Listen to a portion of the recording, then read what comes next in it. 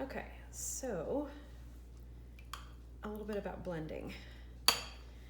When you're doing like, you know, your run of colors from the pure white to the pure black,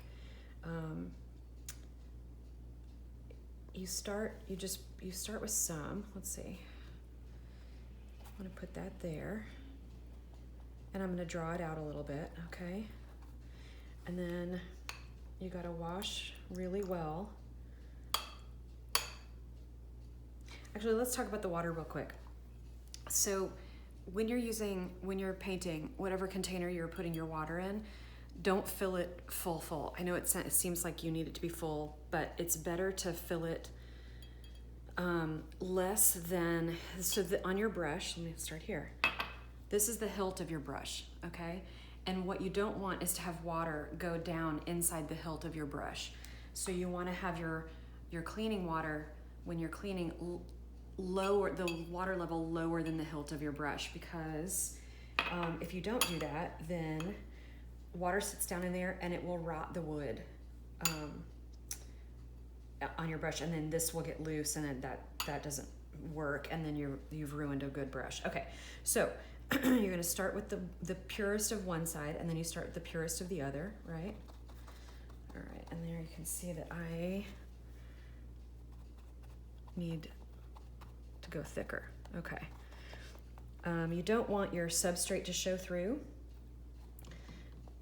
Well, I mean, in a situation like this, you don't want your substrate to show through, because we're looking for value in this color. Doing transparent painting is fine later, but right now we don't want that. Okay, so you draw this out also, okay?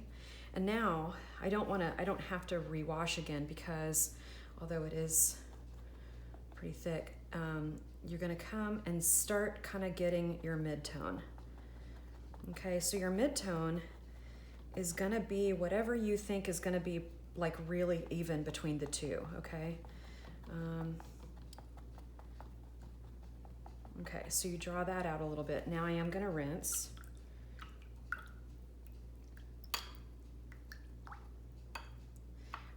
If you don't clean your brush well and often, you'll get unhappy surprises as you are trying to blend something, then all of a sudden you'll come into a glob of another color, and it streaks across your very beautifully blended thing, and that is a bad day. Okay, so I'm gonna come back into the white and pull it. Okay, and also you'll see that I'm doing sort of like a cross-hatching sort of technique as I'm pulling the colors into each other, okay?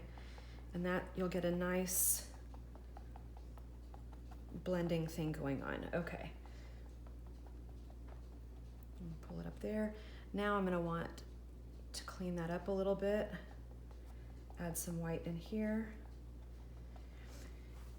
You wanna keep control,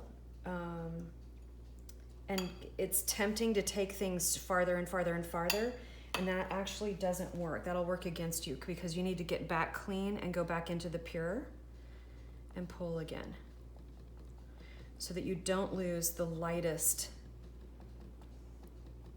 ranges. Okay? All right, so now I'm gonna leave that section alone if I can.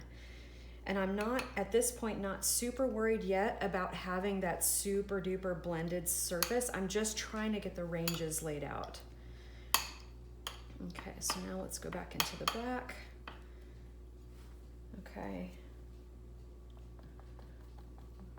I'm gonna pull this way.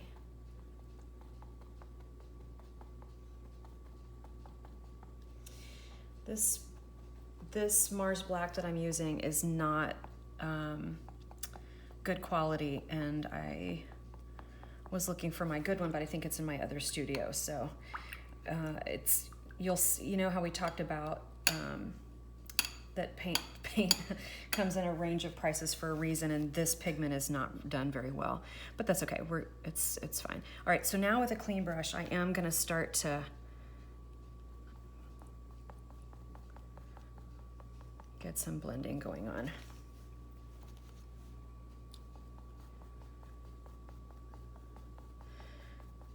When you're getting into this kind of detail, instead of adding more water, put a rag or something to the side instead of, because you don't want it to get loose. You want to work on it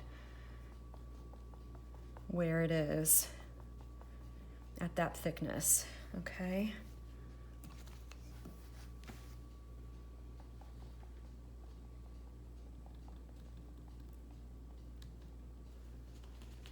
Okay, and then how smooth it is all depends on what you want. Like sometimes you want something super duper smooth, and sometimes that's kind of nice where you can see the brushiness in it. They call that painterly.